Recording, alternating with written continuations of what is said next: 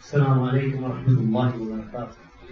الحمد لله رب العالمين والصلاة والسلام على أشرف المرسلين وعلى آله وصحبه أجمعين. أما بعد.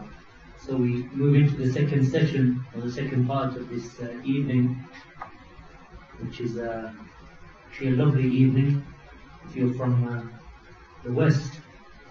And this is what they dream of. When it's raining and cold, they think about this type of climate. And I invite all of my brothers and sisters who are able to migrate to the lands of Islam. There is nothing like it, barakallahu feekum. There is nothing like living amongst the Muslims, hearing the adhan, living amongst people who have morality. Not to say that these lands are perfect. There is no land that you will find that is perfect. But by far, there is no doubt that living in the lands of Islam, there is fadl, and there is honor, there is virtue, and there is goodness, and there is barakah.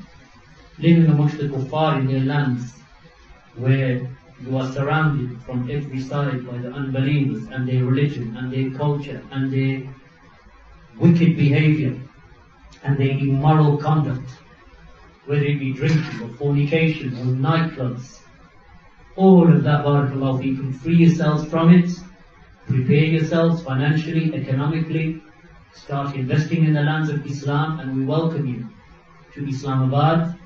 That if you wish to come here and visit this city, this capital city of Islamabad, which in my view, and Allah subhanahu wa ta'ala knows best, and I've travelled many countries of the world, as many of you know, and even in some of the beautiful areas that you see, it is regarded to be amongst the best and the most beautiful of the capital cities of the world, surrounded by beautiful mountains that are actually from the foothills of the Himalayas, technically, greenery, the valleys, the mountains. It is an amazing city to live in. Prepare yourselves financially, economically, physically. Speak to your family members.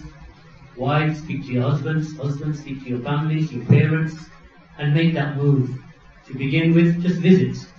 Pay a visit to Islamabad. Contact our brothers at Islamabad Expat Homes, and they will meet you and greet you and show you around and show you the best places or the best areas to live in or to invest your wealth into, so that you make for yourselves the future. And of course this applies more so to those who come from a Pakistani heritage background, meaning that your fathers, your mothers, your grandparents were originally from Pakistan anyway, or whether it be Pakistan or Kashmir, that the people of this land, that they will make you welcome. And the more that we have of like-minded people who are upon the Kitab and the Sunnah and the way of the Salaf, the stronger our da'wah becomes in these communities.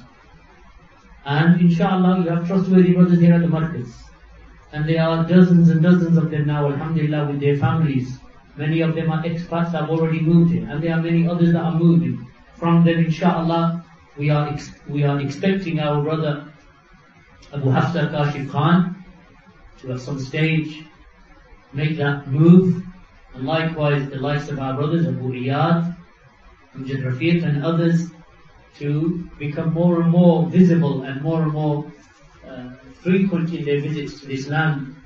And therefore this is an encouragement for all of us. Of course I've spent now nearly probably 3 months here, and then last year it was 2 months, and more we are becoming attached to this land. Because in this land there is no Islamophobia. There's no one bothering you in your religion. The masjid is around the corner, and masajid that are ostensibly upon Tawheed, that are close by, especially in Islamabad. And you know, if there's food that you like, food is available. If it's countryside and nature that you love, then that is here in abundance. Places that your eyes, I doubt, have ever seen in any other land. Come, visit, you'll be made welcome by the community of Salafis here, as well as actually the generality of the people. So I encourage you to come and visit, barakallahu feekum.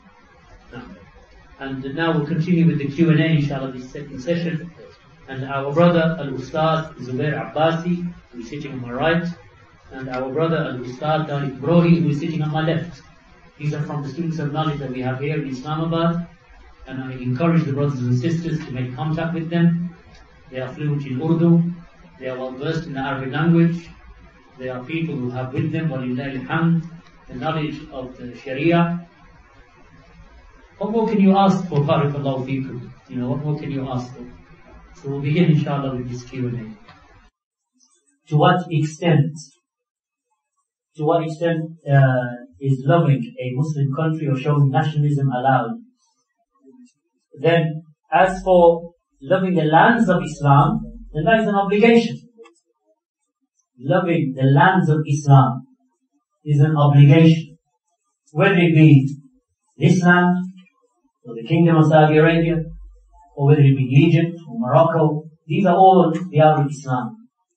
They are the lands of Islam, and we love them. We love them because of the fact that Muslims live there, and Muslims thrive there, and Muslims worship Allah there. As for nationalism, meaning that you love your country, and you have this unsuriya, or this ta'assub, this fanaticism and nationalism for your country above where other Muslims live, then this is not permissible. It is not permissible. And the Prophet ﷺ, he forbade that, and he forbade nationalism. The one who calls to it, the one who acts upon it, and the one who invites others to it. All of that is impermissible. So the Muslim is not allowed to be a nationalist in any sense of the word. Is he allowed to fight for the army of his country? Yes. To defend its borders from the kuffar? Yes. Is it allowed to join the Pakistani army, for example? Yes. Are those Pakistanis who join the Pakistani army, or even non-Pakistanis who join the Pakistani army, and they join this army to defend the borders from the attack of the mushrikeen and the enemies of Islam, are they considered to be mujahideen, murabiteen? Yes, they are. They are considered to be individuals who stand on the borders defending this land from its enemies, because this is the land of Islam, which is Darul Islam. And joining those armies when the non-Muslim enemy or the kuffar, they attack, and you fight against them with the intention that I'm doing it for Allah subhanahu wa ta'ala, to make Allah's name the highest, then this one who dies in that state is considered to be a shaheed. And his reckoning is with Allah subhanahu wa ta'ala.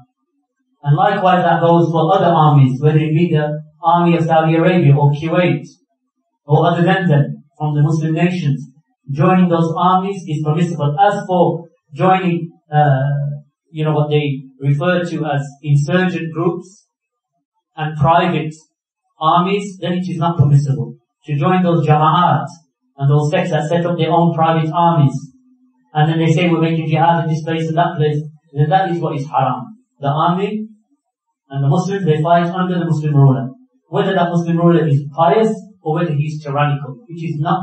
It is an obligation to fight behind him. And that's why when you open up the books of Aqidah, whether it be the Sharh al-Sunnah of Imam al-Barbahari, or whether it be Usul al-Sunnah of Ahmad ibn Hanbal, or whether it be Aqidah al-Tahawiyya of Imam al-Tahawi, or whether it be other than them, a Sunnah of al-Marruzi, or al-Marwazi rather. All of these books, Aqidah al-Salaf, Ashab al-Hadith al-Sabuni, all of them mention that it is an obligation that when the Muslim ruler calls you to fight, that you fight behind him, whether he is tyrannical or whether he is righteous. Not only that, another point that may come to the people's mind is, what if one Muslim country fights another Muslim country? This is fitna. In this situation, the Muslim does not fight.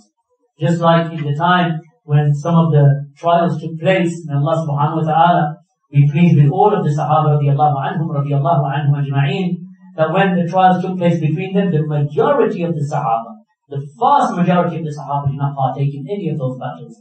Because that is fitna. And when fitna arises, we cling to our homes and we do not get involved in fighting between Muslims and Muslims. But as for fighting the open enemy, the enemy of Islam and the Muslimin, those who wish to conquer our lands, then you join the Muslim army and you fight the enemy. And in this there is an immense reward, the reward of a shaheed, the reward of a martyr, the one who dies, and the one who survives that, then the reward for him is the reward of a victorious mujahid. May Allah subhanahu wa ta'ala aid the Muslim countries and their armies and keep them firm upon the Kitab and the Sunnah.